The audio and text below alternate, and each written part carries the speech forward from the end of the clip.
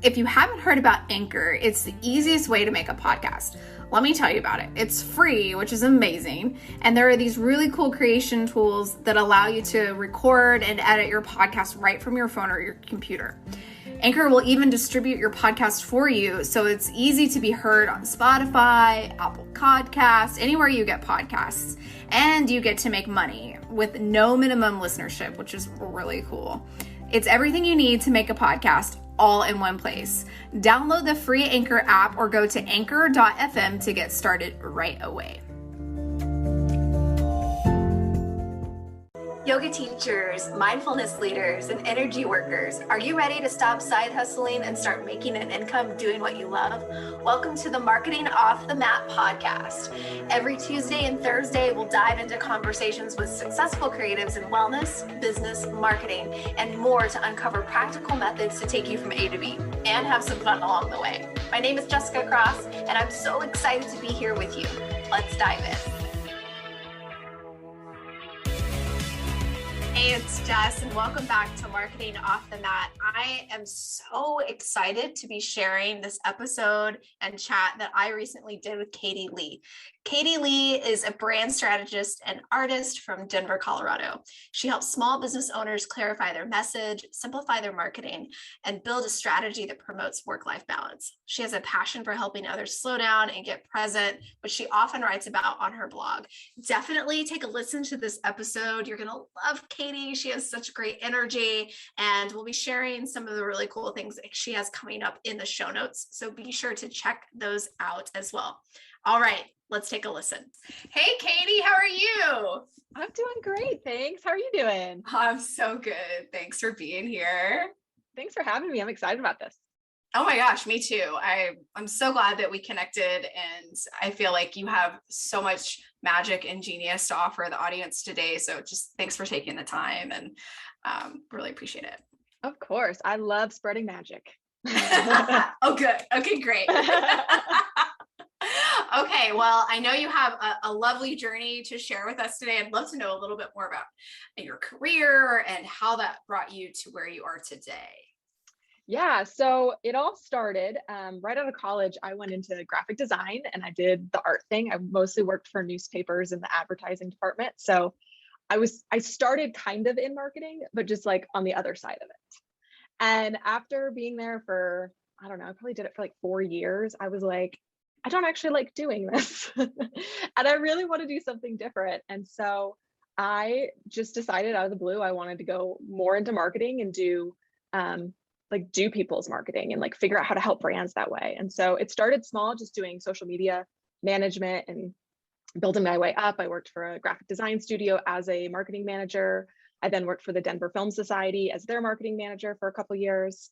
And then I got hired as the marketing director for a large scale yoga company in Denver. But sadly, as with so many yoga companies in the height of COVID, they had to close their doors. And so it left me at this point of complete burnout because we were doing everything we could to try and stay afloat in the middle of all this. And then figuring out like, where do I go from here? And we're in the middle of COVID. So like the concept of applying for jobs sounds miserable. And like having to start at a new company, like virtually, I don't even know what that means.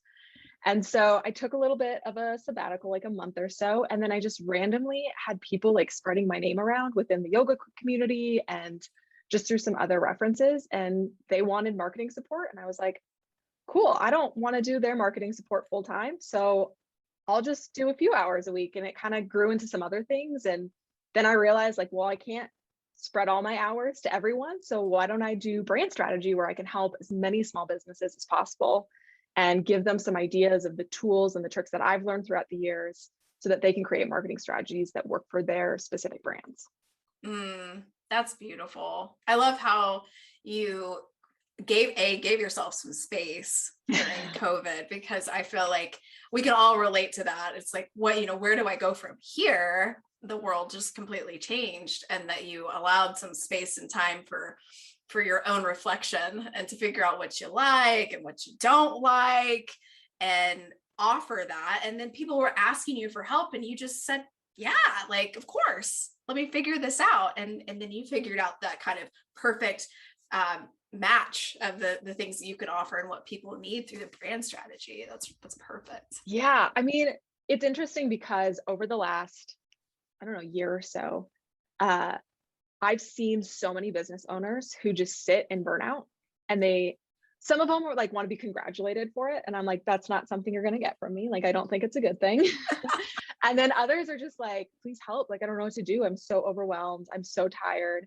And so self-care and like really helping people to like simplify their marketing so that we can go deeper and have more of a focus and add more value is way more important to me than having you do all of the things in your marketing.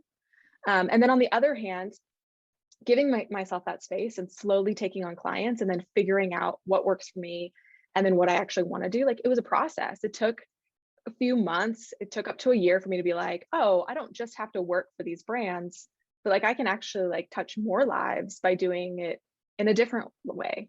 And so it's kind of a twofold of like, give yourself time not only to recover from burnout, but also to let whatever is going to shape. Mm. Yeah, I love that. And, when we try to force something into a box that we understand because that's, what we know, it doesn't always work. Mm-hmm. And so you gave yourself that time to kind of do that, figure out what does work. And something beautiful came from that. It was completely unlike maybe something you'd seen before. Yeah, exactly. I mean, when we're talking about magic, that's where the magic is. It's where we don't force things into a box and we just kind of let things come about in their own way and let us form to whatever it needs to. It doesn't need to look like everyone else's business. Yeah, that's so true. That's so true. And when we can kind of forge our own path, we almost kind of feel it's like, oh, this is what I was supposed to be doing all along. Exactly. Exactly. So okay, so we touched a little bit about brand strategy, which is what you're offering to these amazing business owners. So let's demystify that a little bit. So that I think that's kind of the term brand and brand strategy gets thrown around a lot. So I'd love for you to kind of break it down for us and like, what does that mean for the folks that are listening? Yeah. So it's funny when I tell people I'm a brand strategist, the first thing people say to me is, oh, I'm looking for a new logo. And I'm like, great. I don't do your branding. I help you come up with a strategy for your brand. So for that, I like to break it down into a couple of things. Usually my first few sessions with people are really breaking down who you are as a brand and whom you serve. So I want to find out like what makes you different. Why are you doing this? What are your values? All of that kind of stuff that like builds up who you are. We also get into like the nitty gritty of like, what does your brand look like and feel like, and creating your own brand guidelines, all of that kind of stuff. But then we also want to go into like, who are your customers? Who is the specific audience that you're serving? What value do you add for them? How are you making their lives better? And getting really clear on that. I also think it's important to be able to identify what your values are so that we can create marketing strategies that align with them. So my basis for marketing is all about being really intentional and being value driven. So I'm not all about just like the hardcore consumeristic push. I want you to be able to connect and build long-term relationships with your audience, which is only going to come by providing really great value. And then from there, we start outlining like what your goals are as a business. So maybe it's you want to hit a number of members for your yoga studio, or you want to hit a certain income so that you can start doing this full time. Or maybe it's just that you want to hit a certain number of people so that you can be spreading more self-care. And some of your goals might not even be numerical. It might be a little bit more untangible, which I think is also okay. And then together we create that plan. So we work through and say, well, we know who your audience is. Let's decide what marketing channels you need to be on. Is social media in there? Which social media channels are going to be a part of that? Maybe social media is not in there at all. And maybe we're really just focusing on podcasts or blogging or other ways of just meeting people. And so we create that strategy that is specific for your business and that works with your values and your goals and your audience. And then the last thing I like to do with people is create some boundaries within their work. And so that's where the whole like not getting back into burnout thing happens of like, some of the boundaries I've set for my own business is I do not check email on the weekends. I've deleted email off of my phone. I can't even check it on my phone. I'm also gotten rid of all of social media for my business and personal life. And it was a very hard decision to choose for my business. But as I went and looked at the numbers of return on investment, all of the things, it became really clear that like social media is not serving me. Let's find other ways that are going to be more valuable for me and for my Oh my goodness. Okay. So brand strategy, not just a logo, but just this much, much bigger idea, this overall concept of like who it is we are, whom are we trying to serve, and how do we reach them? It's just kind of really like breaking it down. And I love how you said, you know, it's like probably one of the first things we think about when we hear the word brand is the visual aspect, the logo, the golden logo. But it's just so much more than that. It's what you want to say. It's like, it's your voice. It's of course it's the visual aspects too, but it's like, it's like the essence of you and your business and how you communicate that and where you communicate that so you can actually reach your clients. Yeah, it's the user experience from start to finish. I love the way you put that. Yeah, that's really awesome. Okay, so for the yoga teachers that are listening, why do they need a brand strategy? Oh man. I mean, aside from just like this being true for every kind of business, whether you're in yoga or like anything. I mean, you could be any kind of healer, you could be selling products. It really doesn't matter. I think brand strategy, it's a roadmap. Like when we think about going on a road trip, it's a lot easier if you have a map and you know like which places to turn and where to go and like which way is north and south. And I live in Colorado, so I always know where west is. But otherwise, like without that, you're just kind of driving blind. And so you might stumble into some cool places. It might work out for you, but a lot of the times we end up feeling like stuck and out of gas and not really understanding like why things are not working for us. So with brand strategy, it's really just getting a really clear understanding of who you are. How do I explain to people what I do? What's the kind of verbiage I need to be using on my website? All of that kind of stuff is going to create a user experience that is memorable. And so when I think about interacting with any business that I've come across, like it starts from the moment that I learn about them. So maybe that's on social media, or maybe that's from word of mouth from a friend. Like, what are they telling me about that brand? And that's all part of the brand strategy. So it's so important specifically for yoga teachers, because I don't think a lot of yoga teachers do it. And that's really true in the healing space in general. It's been a huge struggle for people to like, maybe it's because it's more of like feeling like you're being put into a box, but it doesn't have to feel like that.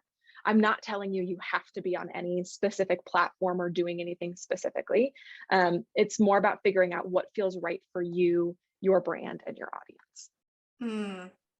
I love that. And I like what you said about how it's been a little tougher for our healers or yoga teachers, meditation teachers, et cetera, to adopt, because maybe it feels like they're putting themselves in a box, so to speak.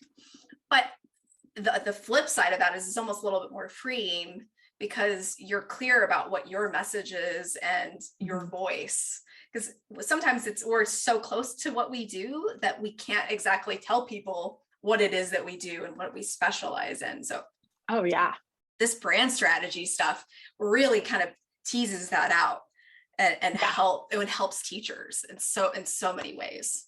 Yeah. I mean, it's one of those things that like, I know within my own business that there's moments where I don't feel the clarity. And so then it's really hard to be able to sell myself, because I'm like, well, what exactly do I do? Or how exactly do I help people? Or who exactly am I helping? And so when I'm feeling a lack of clarity, my audience is going to feel a lack of clarity.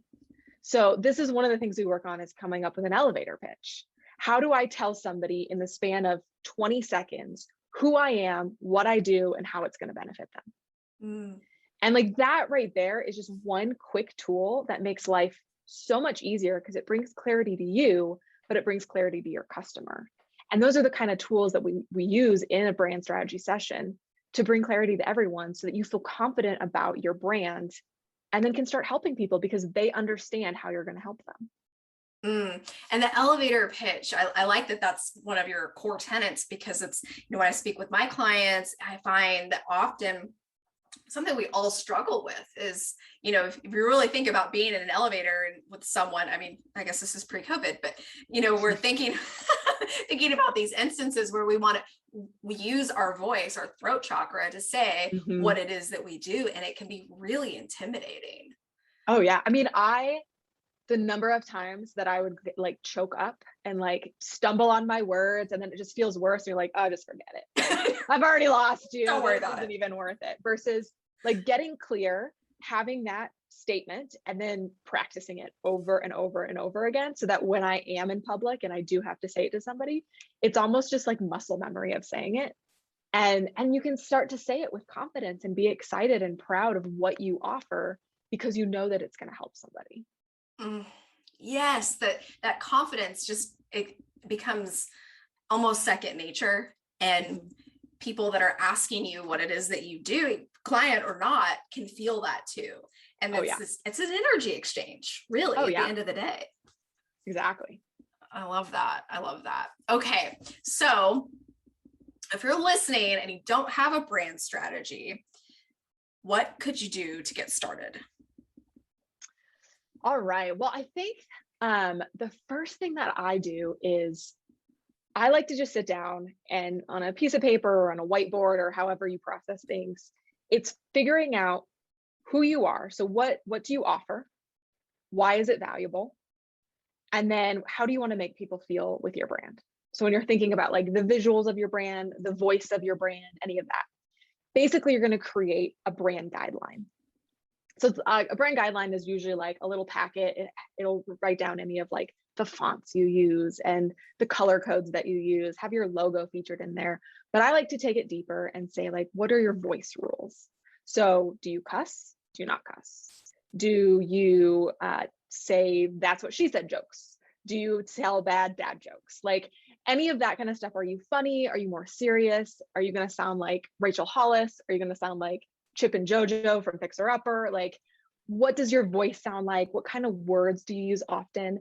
And a great strategy for this is to kind of pay attention over like a week or so and notice words or phrases you use often.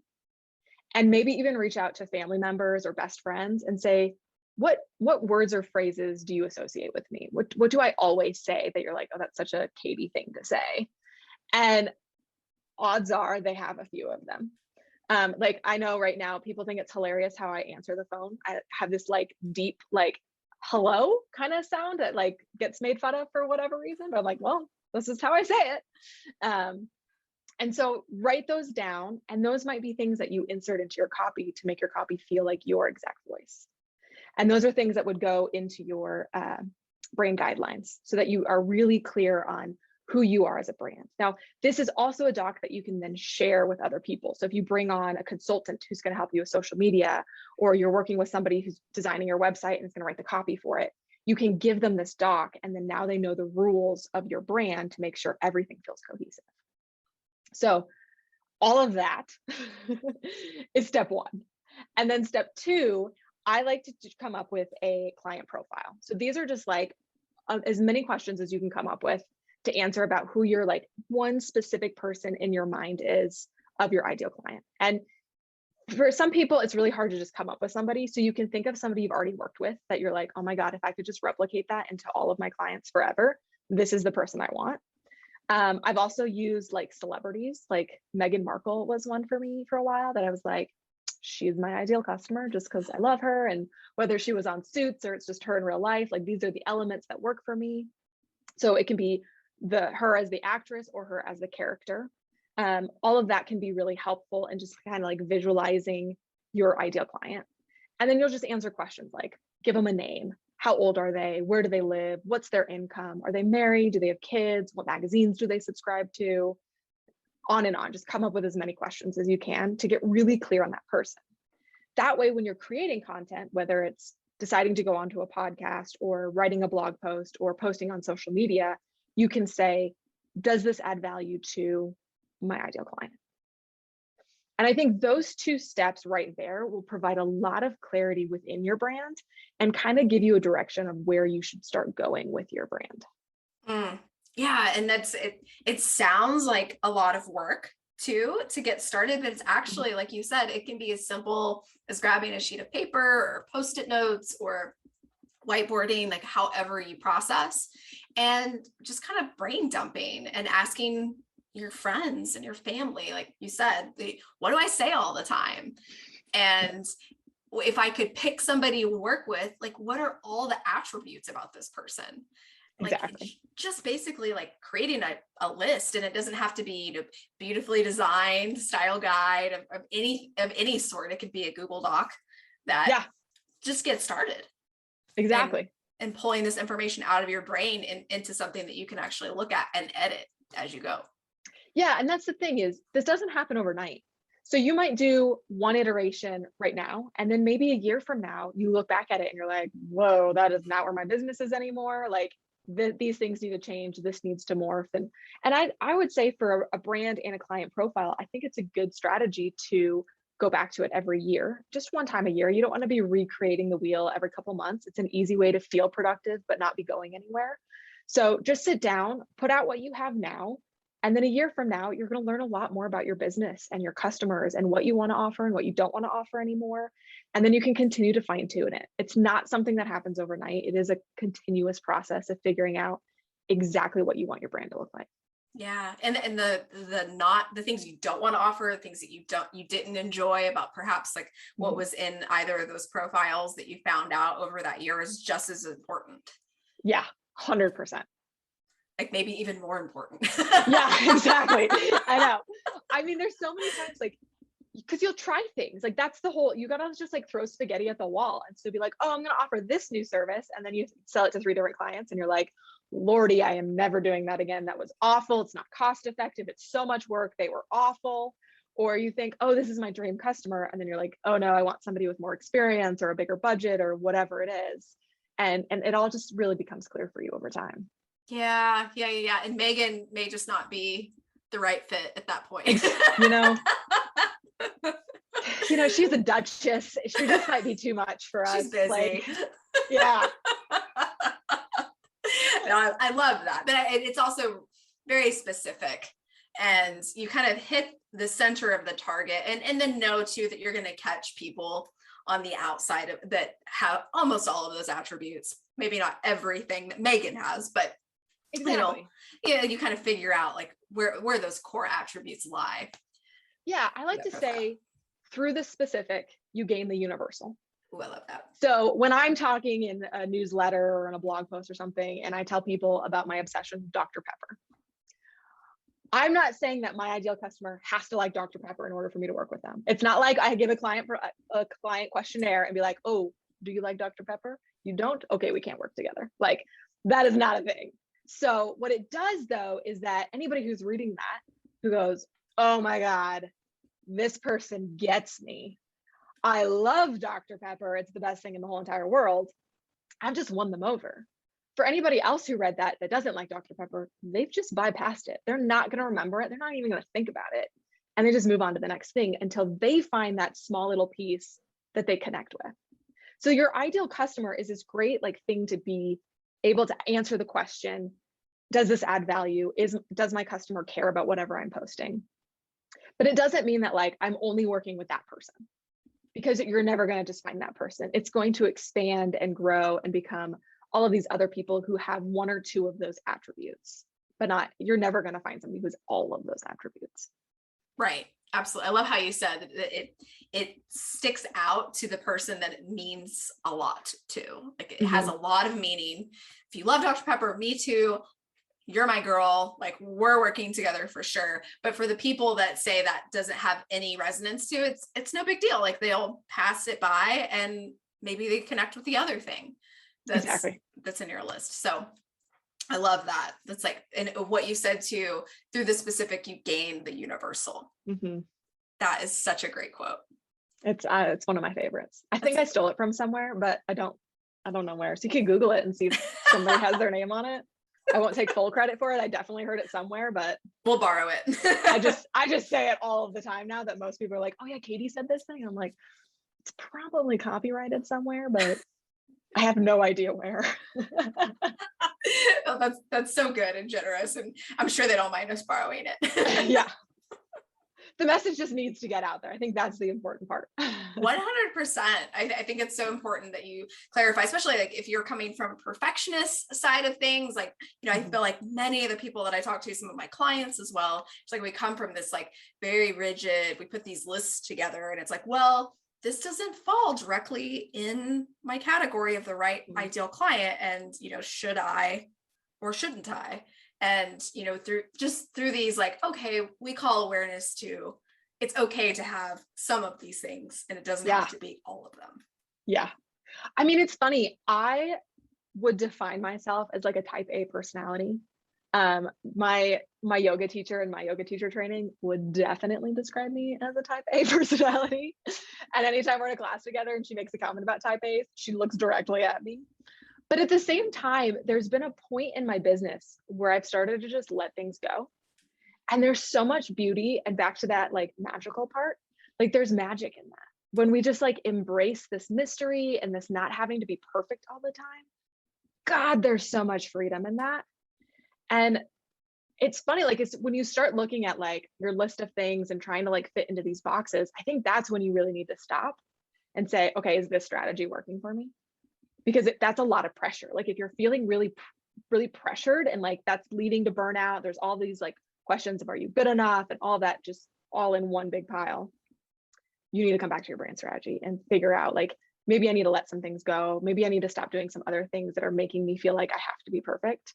Because, like Seth Godin, who's like the like, I know everybody loves him in marketing, but his big quote is ship it. Like, you just need to like send it off. You just need to do stuff. And so if you're really stuck on like, oh, this doesn't match my client profile, or maybe this offering doesn't like, maybe it doesn't quite feel like my brand, but I'm really excited about it. And there's like all of this energy around it, just do it. Like you'll figure out later how you can make it fit into the brand or make the brand fit around it. But like, just start doing things and testing things out and trying. Like we get this idea that we're supposed to be like Nike or like any of those other like big name brands, like Lululemon or any of the stuff. We're not. Like we're all small businesses. Like we don't have that pressure. We don't have to have this perfectly put together brand where every element makes 100% sense for us. Just go do some things, go create, go test out stuff.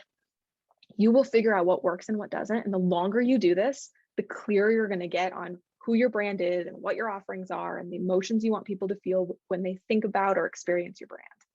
So just let all the rest of it, the type A, the perfectionism, do your best to just like take a deep breath and just exhale that all out. Yes. I mean, and hallelujah. Thank goodness we're not Lululemon or Nike or anything, because we actually like, how freeing is it to try things in front of a small audience and kind of figure it out as we're, so to speak, throwing the spaghetti against the wall. Yeah. It's so much more freeing and less pressure, and we can really step outside of our perfectionist ways and make movement, like take steps into serving the people, because that's really why we're all here, is to serve. Exactly.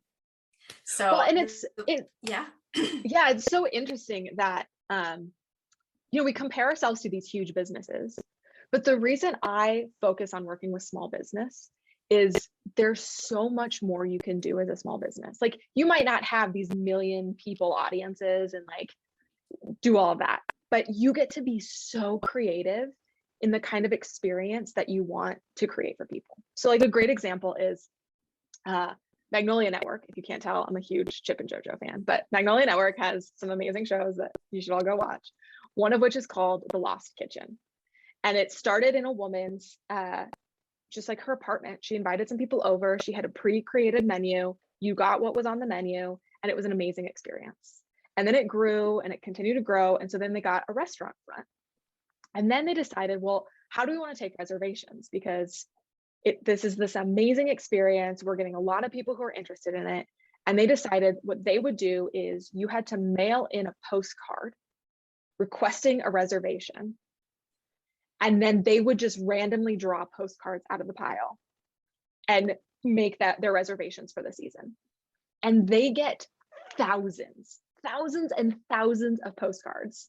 And that's how they do this. Now, if they were as big as Nike or any of these other businesses, this is not a realistic strategy. You cannot do this. But for one small business, this works great. It creates an amazing experience. It really emphasizes this brand, and you just couldn't do it any other way. And that's why I love small business, and why I really want people to try and not do the checklist and be like every other big brand and compare yourself on social media, because you have an idea that's just as good, if not better than this idea, but it's only going to work on a small scale. Wow. That's so true. Like if we are at the giant scale of these companies that we continue to scroll past on our Instagram feed, we don't have the opportunity to really root ourselves in our own ability to be creative and come up with these really cool experiences or offerings or whatever it is that we want to put out in the world. Because like you said, this postcard thing ain't working for Nike. Like that's not going to happen, or any whatever large scale, restaurant group. They would laugh. Yeah. But this is something that's, people are talking about, people will never forget. And it's crazy in this day and age that paper USPS postcard is the way that you're making reservations. Like that's buzzworthy. It would never work in any other size of a business. No. So I love that. It's so cool. I know. And now, like, after hearing that story, you're like, oh my God, I want to go submit a postcard. Like I would submit a postcard, fly across the country. I don't even remember they're located, but it's not anywhere near me. Like fly to wherever they are for one meal with them, because this would be such an experience and like something to tell your friends about. It's not going to be like going to one of those chain restaurants that you know about that are in your backyard. Like this is such an experience. And that's what small business does, is it creates an amazing experience. Even if it's like having a yoga studio and like having an amazing, really curated boutique in it, that you're working with sustainable fabrics and fair trade merchandise and like all this stuff, but you're creating this experience that adds to your students' experience. Or maybe just as a yoga teacher, it's about figuring out a way to do one-on-one practices or create classes that are different than going to like Core Power or any of the other big chain yoga companies. Like I want to create a moment that's different than everything else. So how do I do that? What is like my art of gathering that I can perform in order to make this an experience unlike anything else? And maybe it's like to make a reservation, you have to submit a postcard. Yeah, that's a free idea from this episode. If you wanted to create a yoga studio or some sort of community class, like do the postcard idea, because like Katie and I are coming. Yeah, we're done. Just let us know. We will send you a postcard. But it's so true. Like that experience is incredible. And I agree. Like now I'm going to look it up. So it works. It totally works. And they're getting, I mean, like I'm telling the story on a podcast, like everyone talks about it. So it just, those kind of like amazing marketing schemes are what get publicity. And it's just because of the experience level. Yeah. Yeah. That's a great example. I love that. Okay. So you've kind of come through an interesting path through your career and all of this life experience. And now you own your own business and you're helping small businesses come up with these incredible strategies. If you could go back and tell yourself something at a former stage or season of your career or your life, could you tell yourself something that would save yourself some time or a headache or two? What would it be? Or a couple of things? Oh man, I think the thing that I just figured out recently, so I literally could go back at any point in my life and tell it, because I probably figured out in the last like 3 months, is that there really are no rules. So we can I can tell you best practices. I can tell you what I've seen work for other companies, but my job is really just to give you a little extra confidence for you to make decisions about your brand. Because I've seen other brands do things and I have the experience, but when it comes down to it, like we all just make things up. I get to decide like if social media is right for me or not. And that's my decision for my business. I know a lot of other people that would say, you are nuts for choosing not to be on social media. And I would say, yeah, but the like mental health that I've gained from not being on there, the time I've saved to work on other creative endeavors or to work on my business, like, and the amount of effort I'm putting into learning about other marketing tactics that I can share with my audience, like that seems way more powerful and valuable than posting stuff that's like, it's getting some reactions, it's not doing enough for my business, and it just doesn't work for me. And so once I realized that like there really are no rules in life in general, not just around brand strategy, but just anything, we get to create the life that we want to create, however we want to do it. Now, obviously there's some like laws that you might not want to break. And like, there's like treat people like, human beings and not things, all of those kind of general things. But other than that, it's really freeing to let go of not only the type A stuff, but just like all of the boundaries. We learn boundaries as kids, as artists, as creatives. You have to learn the rules. Like you need to understand how art is made, like the rule of thirds and using leading lines and all that stuff. It's great to know.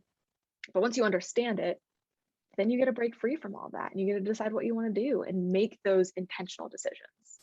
And it just comes back to being intentional. Ask yourself, why am I doing this? And you get to decide if that answer is good enough for you to continue doing that. Mm-hmm. And if the answer is, well, because I thought I was supposed to, mm-hmm. you might look a little deeper into that. It's like you said, is the beauty of this is you get to make it what you want. And exactly. It's so freeing.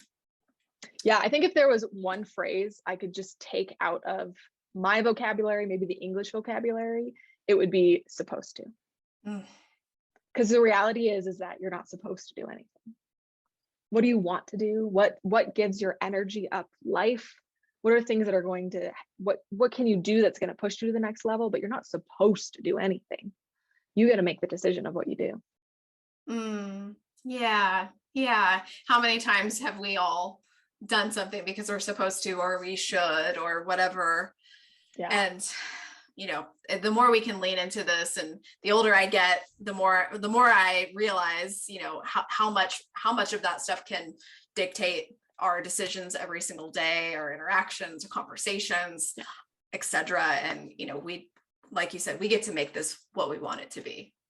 Yeah, it's that pressure. It's that more and more like this is where we get to the burnout, because I'm supposed to have my brand on every social media account. I'm supposed to have a newsletter. I'm supposed to run a blog. I'm supposed to have a website. I'm supposed to then do the services. And the list goes on and on and on. And there's no wonder that people feel overwhelmed, like nothing is working, and completely burn out.